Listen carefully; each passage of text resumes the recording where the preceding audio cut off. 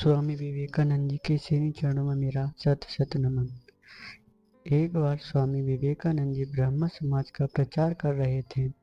प्रचार करते करते वे एक गांव में पहुंच गए तो उस गांव का डाकू भी उनकी स्पीच सुनने के लिए आ गया।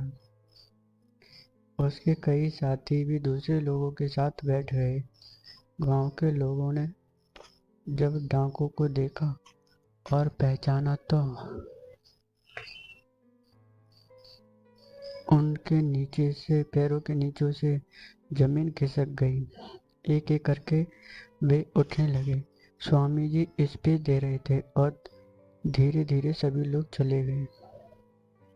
केवल डाकू और उनके साथी ही रह गए। स्वामी जी भाषण देते रहे। वे कर्म के बंधन में कह रहे थे और बता रहे थे, जो भी शुभ या अशुभ कर्म तुमने किए हैं उनका फल अवश्य भोगना पड़ेगा। कर्म के फल से बचने का कोई मार्ग नहीं है। दूसरे लोगों ने ना देखें, पुलिस ना देखे, सरकार ना देखे, परंतु याद रखो एक आंख ऐसी भी है जो तुम्हें हर समय देख रही होती है। तुम्हारे हृदय के भीतर जो कुछ होता है उसे भी वह जानती है। उससे बचने का कोई मार्ग नहीं है। प्रत्येक व्यक्ति को उसके कर्म का फल अवश्य मिलता है। स्वामी जी ने बोलना समाप्त किया तो डाकू ने विवेकानंद के पास जाकर कहा, आप कौन हैं? स्वामी जी ने कहा, मैं विवेकानंद हूँ। डाकू ने कहा, मैं एकांत में आपसे कुछ बातें पूछना चाहता हूँ, क्या आपसे मिल सकता हूँ?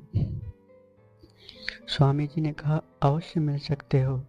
मैं धर्मशाला में ठहरा हुआ हूँ, वहीं आ जाना। रात्रि के समय डाकू और उसके साथी धर्मशाला में जा पहुंचे। गांव वालों ने समझा कि बड़ी आपत्ति आ गई। वे लोग बेचारे स्वामी जी को लूटने आए हैं। परंतु डाकू ने हाथ जोड़कर स्वामी जी से कहा, आप जो कह रहे थे कि प्रत्येक कर्म का फल भोगना पड़ता है, तो क्या यह सच है? स्वामी जी बोले, बिल्कुल सच है। डाकू ने पुनः पूछा, क्या इससे बचने का कोई उपाय नहीं है? स्वामी जी ने, कोई उपाय नहीं है।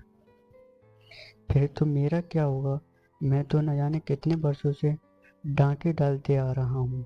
स्वामी जी ने कहा, आज से ही छोड़ दो, धर्म के मार्ग पर चलना प्रारंभ कर दो, यही तुम्हारा प्रायश्चित होगा। स्वामी जी के विचारों को सुनकर डाकू ने तुरंत संकल्प लिया कि वह आज से डाके नहीं डालेगा। इस तरह सत्संग की वजह से डाकू और उसके साथी सुधर गए।